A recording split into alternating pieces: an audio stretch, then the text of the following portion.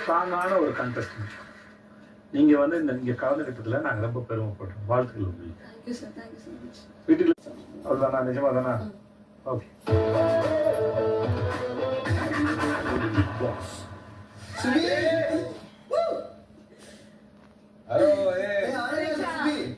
நன்றி. எல்லாரும் ஹாப்பியா இருங்க, ஜாலியா இருங்க. இன்னும் ஒரு வாரம் தான், கப்பு ஒருத்தருக்கு தான். இந்த ஒரு வாரம் வந்து எல்லாருமே அந்த கப்பை நோக்கி விளையாடுங்க. அவ்வளவுதான். ஹாப்பியா இருங்க எல்லாருமே, சரியா? ஒரு வாரத்துல வந்துருவேன். நீங்க எல்லாருமே ரொம்ப அழகா இருக்கீங்க. ஓகே ஓகே, ஹாப்பியா இருங்க, நல்லா விளையாடுங்க, சரியா?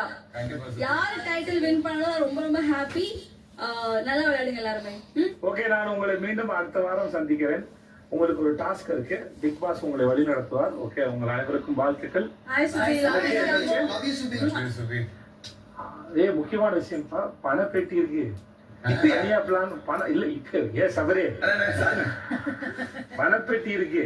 ஓகே, அதனால தனியா சுயமா சிந்திச்சு தனித்தனியா விளையாடுங்க. யோசிங்க. பணப்பெட்டி.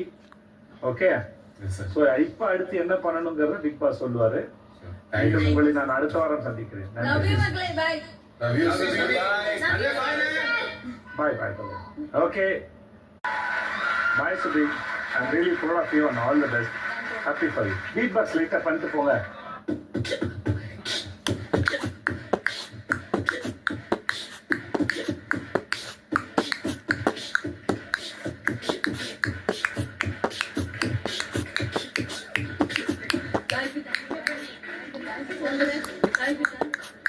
சரி, இடைவெளிக்கு மீண்டும் வரும்.